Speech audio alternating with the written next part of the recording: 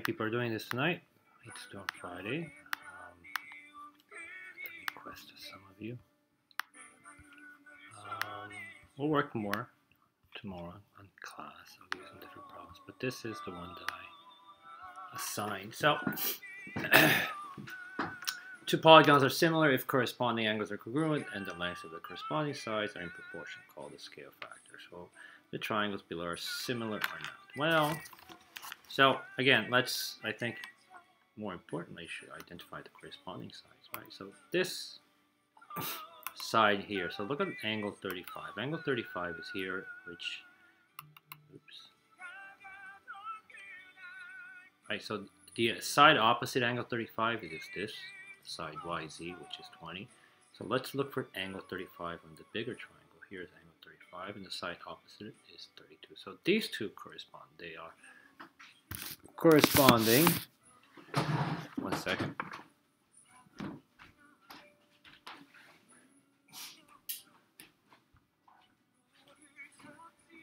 Probably the easiest way to find the corresponding sides is looking at their angles, if available. Now, notice that this angle is 55 degrees, right? And it's pointing the opposite side. It's 15. So this here, like two lines. Let's look for the 55-degree angle on the bigger triangle, which is this angle. And that angle points this way. So 24 and 15 are corresponding sides. And obviously, this is a 90-degree angle, so the hypotenuse, the longest side. This and this correspond. So let's start with the bigger triangle. So I can say 32 corresponds with 20. So this ratio here should be equal to any of the other corresponding sides. So if I take this side here, the line 24, and the corresponding side of 24 is 15. So these two, right, if you cross multiply, and I have no idea what you get, you should get the same, right? The ratios are the same. So 32 times 24, 32 times 15 equals 480, right? So if you cross multiply here, and if you get 480 on this side, which you do, right?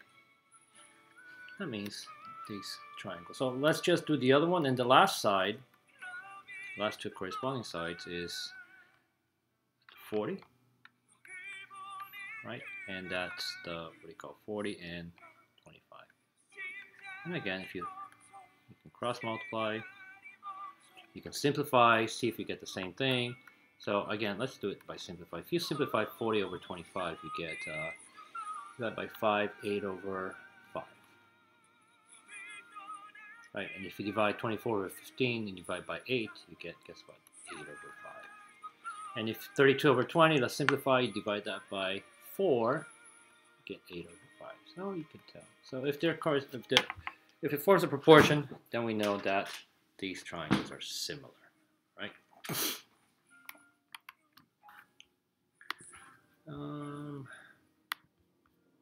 Are the following rectangles similar? Well, maybe. I don't know. So again, this one is easier to figure out who corresponds. So this side corresponds with this side, and this side corresponds with this side. So let's write the ratio of 36 of the length, right?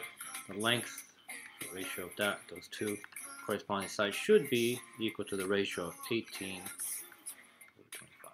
So notice that on the top here, it's the smaller rectangle, right? And at the bottom is the bigger rectangle, right?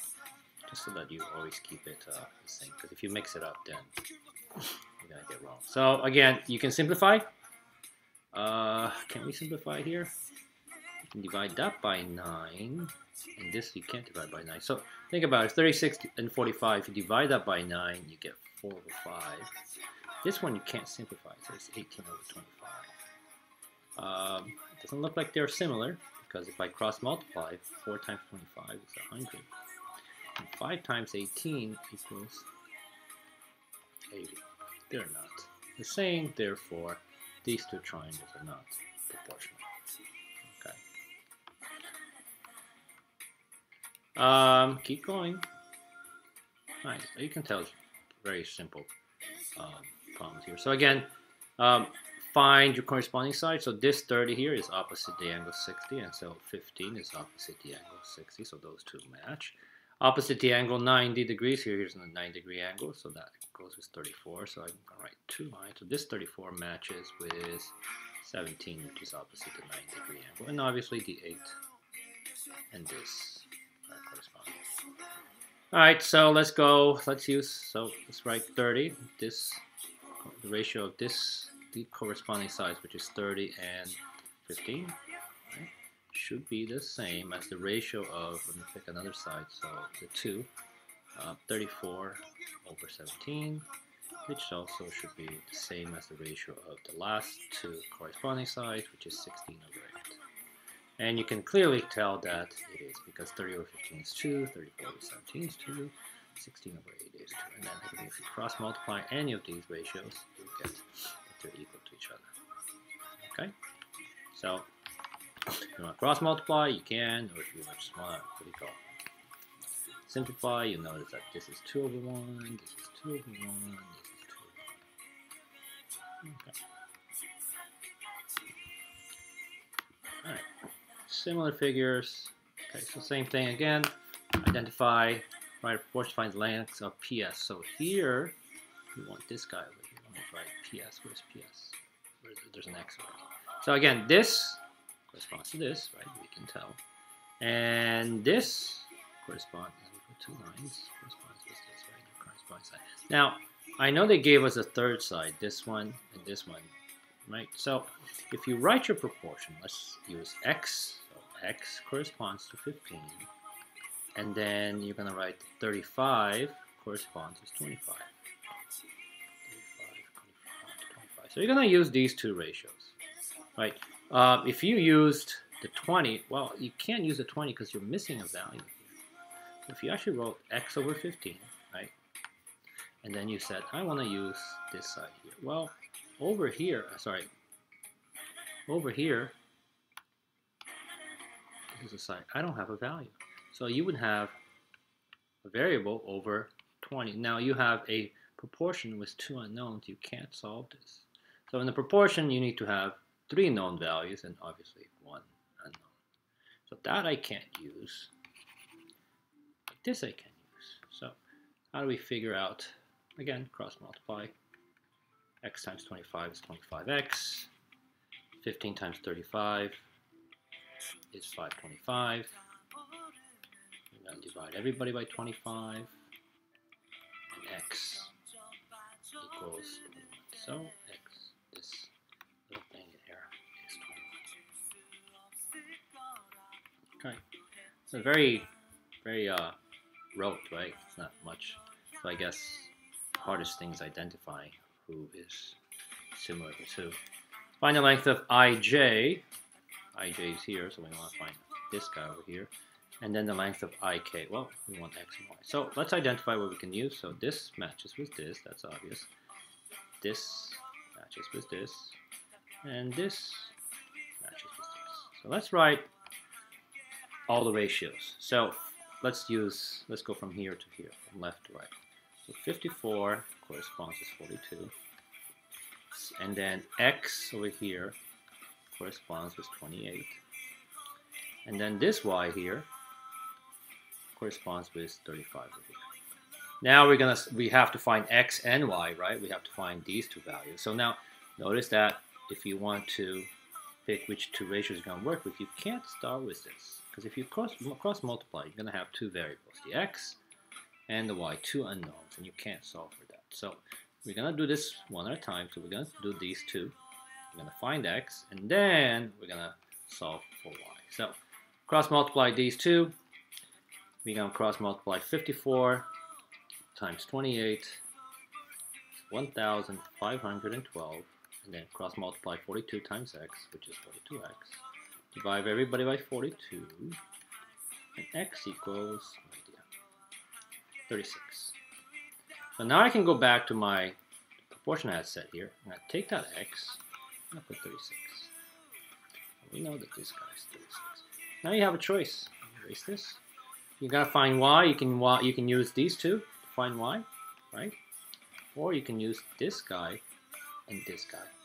It doesn't. All right. So I'm just going to use the ones that are next to each other. So again, cross multiply. 36 times 35 equals 1,260. And then 28 times y is 28y. Divide everybody by 28. And we get y equals 5. Ta-da! Okay. So a little extra work there because there were two unknowns. This we did in class, so I'm not doing it. I'm going to do SAM once the enlarged triangle. So it's a triangle with size 3, 6, 6, which means an isosceles triangle. So that means this is 6, this is 6, and this is 3. So we have these two angles are the same. If the shortest side of the new triangle, so again, and then they want to enlarge it, right? So let's make it a bigger triangle. So you had this small triangle, you made it a little bit bigger. The 3, now all of a sudden 13. They're asking you, what is this going to be, and what is this going to be? Well, since they're both the same, let's call it, well, that's 13, right? You know that these two angles are the same. So let's call it, this is x, this is also x, because they're the same. So, everybody agreed that this side corresponds with this side, and then this side corresponds with this side, or this side, since they're the same, you can write it like that. Proportion time, so 6, this side corresponds with this side, which is x. And now obviously we're not going to use the other 6 with the other x, because then we get something like that, right? We're not going to be able to solve that. So we're going to use the bottom end. We're going to say that 3 corresponds to 13. Cross multiply, we get 3x equals, I have no idea, 1878. Is that right? And 8 plus 7 is 15, so it's divisible by 3. So divide both sides by 3, and x equals 26. That means that this side got enlarged to 26, and this guy got enlarged to 26. All by the same factor. Alright. Easier than I thought. Find the missing sides in each pair of similar triangles. So again, once you do a few of these, you get the hang of it. So again, identifying is the main thing for me. This matches with this, right? Those are two corresponding sides, and this matches with this. That's all I need. And this matches with this, right? The last one, but I'm not going to need that one, or I can't use that one because this value is unknown. So I'm going to use the other two. So x corresponds with 6, and 25 corresponds with 10. Right. I'm going to write the other one anyway, and then I'm going to question mark. I'm going to use a symbol question mark. Corresponds with 8. So I want to find x, and in order to find x, I have to use this guy here, which is either 25 over 10 or question mark over 8. So if I use x over 6 with question mark over 8, can I solve this? Obviously, I'm not going to use those two, but I'm going to use x over 6, right, this one, and the one that I have the other two guys, 25 over 10. Cross multiply 10x, I get 150, divide by 10, divide by 10, x equals 50. So here is 50. Upside down, so again, use your angles to help you. This is a 9-degree angle, and that points to 50. This is a 9-degree angle, points to x. So you know that 50 and the x are corresponding sides. The other one, 20, right? If you flip that triangle, think about, imagine flipping this triangle, right? And you would get, if you flip that triangle, you would get that. So that 20 would come over here, right? This would be x. So again, if you want to redraw that triangle again, so you can better see the corresponding sides, you can. So again, x is 50, and then this 40 here, I'll put two lines, matches with this 20. Okay, so if you want to flip the triangle, you can. So we want to find x, so let's do 50. Longest side of a right angle triangle corresponds with x, right? Those two sides are corresponding. Such that 40, this leg over here, corresponds with the cross multiply. We get 40 times 20, which is 100. 40x. We're going to divide that by 40. Divide by 40. And x equals 2.5. Ah, did I do something wrong? Wait, 1,000. Sorry. And then divide that by 40, and you get 25. So x equals 25. Apologies.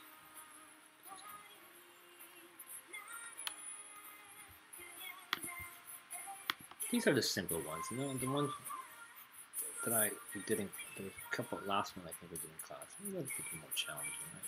So this, you want to find x and y. So set up all your three ratios. So again, this is the hypotenuse, the longest side of the right angle triangle, which matches with x. The y matches with this, corresponds with this, and this corresponds with 15. So let's write all three ratios. Right. So let's start with 1. 34 corresponds with x, and then 16 corresponds with y, and then 30 corresponds with 15. Well, actually, this one is easy, right? This one is easy. We don't even have to cross multiply. Look at this. How does it? What's the relationship here? It's divide by 2. So this would be divided by 2, and that would be divided by 2. So y would be 8, and x would be 17. But since we're working with proportions, we're going to do these two first. Okay, so if we cross multiply, I get 16 times 15, which is 240, equals y times 30, which is 80. Sorry, 30 y. Divide both sides by 30. And like I said before, y equals 8. So y is 8. I can come over here, erase that, and write y equals 8. Notice that the corresponding side is half, right? So how did I make the small triangle? The original triangle was this big triangle, and how did I come up with a small triangle? I divided all the sides by 2. Right, so 34, and again, I'm not gonna, you don't have to set up the proportions, obvious. It's 17. Okay, that was easy. Oof, even I get sometimes mixed up with these. Y, so this side here, right, corresponds with this side over here, 5. And then the 12 corresponds with 14.4. We write 2 lines, and the 13 corresponds with x. So let's find the missing value. So let's start with y. So y corresponds with 5 on the other triangle, and then 14.4 corresponds with 12. And lastly, x on this triangle corresponds with 13. Okay, so let's use these two here, right? These two ratios to set up a proportion and then cross multiply. So we get y times 12, which is 12y. 14.4 times 5 equals 72. Divide both sides by 12, and y equals 6. So we have one value. So this guy is 6. Erase everything. Erase that carefully, and then we replace that y with 6. Now you gotta do the x. Now when you do the x, you can take x over 13 with 14.4 over 12, or you can take x over 13 with 6 over 5. Doesn't matter. You get to pick. You have a calculator, it really doesn't matter. So 12 times x, and then 14.4 times 13 equals 187.2, which you're gonna divide both sides by 12. X equals 15.6. Where's x? 15.6. Right.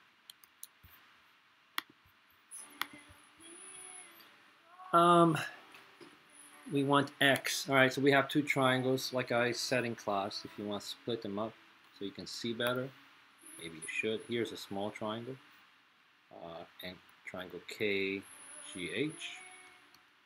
This is 6, and this is x. And then we have the bigger triangle, right? With vertices K, L, and J.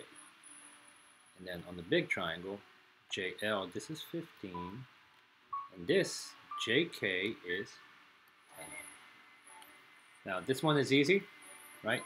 This 10 and this 6 are corresponding side, and this X and this 15 is corresponding side. So set to proportion.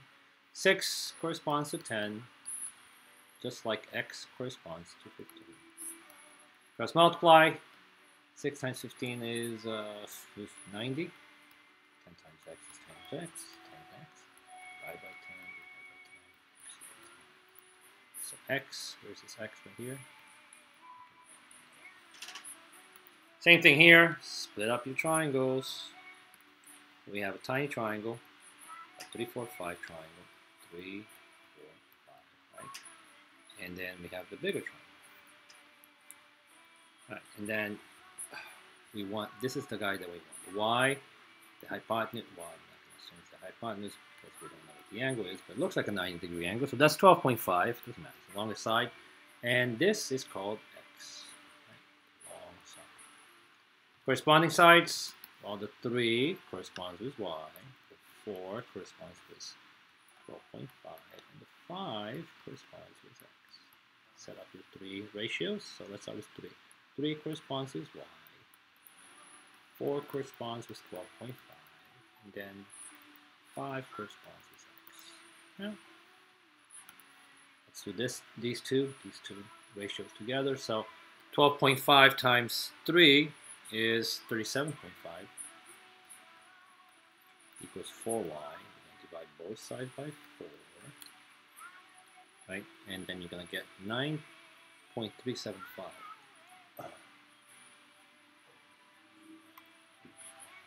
Take that, sorry, Y equals 9.375, at least that's what I'm getting, 9.37. Now you have to solve for X, so let's use 4 over 12.5 and 5 over X, so 4X, 12.5 times 5 equals 62.5, divide by 4, divide by 4, X equals 15, and I don't want the 15.625. On a test, they probably ask you to round it. So 15.625 for now. Okay. All right. Almost done. Giraffe. Okay, so this one, I like these problems. Oh my God. Let's draw. I'm not gonna draw a giraffe. Maybe I can draw a giraffe.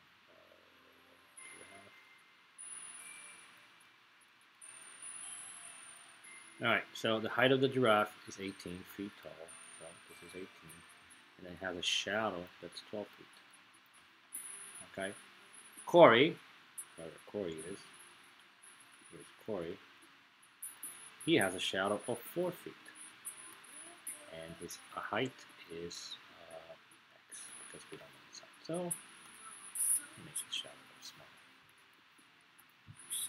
smaller. And we can use same properties. Okay, so this corresponds with this, and this obviously corresponds with this. Now, shadow with shadow, height with height, 18 over X, and then height, shadow of the giraffe, which is 12, shadow of the Corey, which is 4. We can, this one is easy, right? The ratio of, what do you call it, the shadows is 12 to 4, or it's 3, so we can just simply divide by 3, right? So think about it going this way, divide by 3, so going that way, we divide by 3, and X equals 6. If you wanted to cross multiply, 4 times 18 is 72, X times 12 is 12X, and notice that we get the same exact. So Corey is 6 feet tall. Yeah. Ferris wheel. Ugh.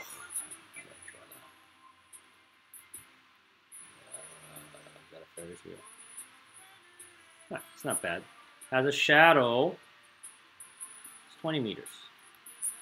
There's a man. He had his height is 1.8. Right, 1.8, and he has a 2.4 meter shadow. So his shadow is a little bit bigger than him. And we want the height of the Ferris wheel. All right, so again, let's call this X. What's the height? 1.8. Alright, so height of the Ferris wheel corresponds to the height of the man, and the shadow of the Ferris wheel corresponds with the shadow of the man. So x corresponds to 1.8, and then 20, the shadow of the Ferris wheel corresponds with 2.4. Alright, so cross multiply 2.4x equals 36. Now divide both sides by 2.4. X equals 15. So the height of the Ferris wheel is 15 meters tall. That's not bad. I hate Ferris wheels. Too scared to ride one.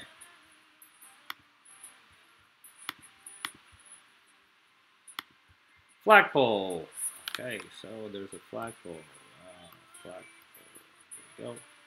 Shadow is 28 feet long. Person standing right next to it. Cast a shadow that's 8. You have the shadow of the person. The person's 6 feet tall.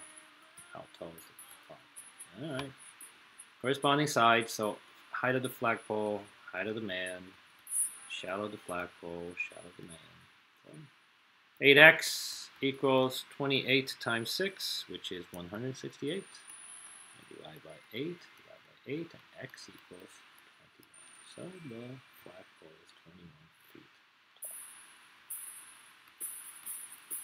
10. I think these are way too easy. 10. Photograph measuring 4 inches wide. Okay, so this is photograph and 5 inches long.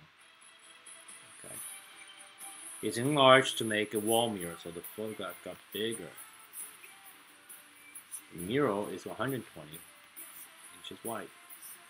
How long? So there you go. There's your x or y or whatever it's called y. So this corresponds to this. This corresponds to this. 5 over y equals 4 over 120. Cross multiply. I think we get 10 carries 600 equals 4y. Divide by 4, divide by 4, y equals 150. So this height right here, the mural, is 150. All right. Let's see. Foot ladder. Ooh, we have a ladder here. Okay, so it's always nice to draw. So here's the building. Here's the ladder. A 9-foot ladder. So this is 9 foot. Leans against a building 6 feet above the ground. And then, so here, this is the ground, right? Here's the ladder, 6 feet above the ground. Wait a second. 6 feet, and this is 6 feet, right? Right? At what height would a 15-foot ladder? So, if you have a ladder, and now the ladder is 15 foot, touch the building, right? So, if both ladders form the same angle, so if this same angle over here, what would be the height of this ladder? Where would it touch the building at the same angle? So let's call that C. Corresponding sides. This was this. This is this. So we're going to say 6 to C, to H, and then 9 to 15. Cross multiply. 6 times 15 is 90. 9 times C is 9C. Divide by 9. Divide by 9. Height of this height right here would be 10 feet. Should have used H.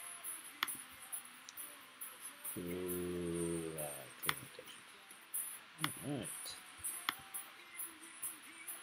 Last one. Oh. Okay. For some reason I thought it would take much longer. Chris wants to reduce a triangular pattern with sides. So here is, again, another isosceles triangle. Okay, so this is 16, this is 16, this is 20. Alright. If the longest side of the new pattern is 15, so here it's going to be with a triangle. Whoa. Oh, sorry, reduce. My apologies. And he wants to make a smaller triangle. Right? So going to be a little bit smaller. Instead of 20, it's going to be 15. So he's asking, what's this side here? Well, both sides are the same, so we can call both of them x. Corresponding sides, this matches with this. This matches with this, and this matches with this. Well, okay, so 16 corresponds with x. And we're not going to use the other 6. Well, let me write it down.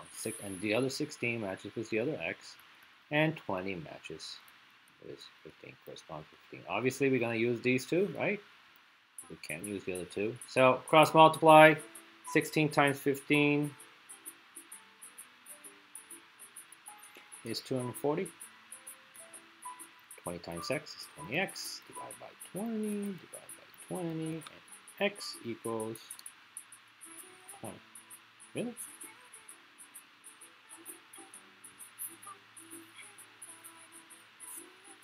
Something wrong? No, x equals 12. And x equals 12. So this side measures 12, and this side measures 12. Alright, so again, I put the due date for Friday. Okay, so for those of you who want to do it early, here it is.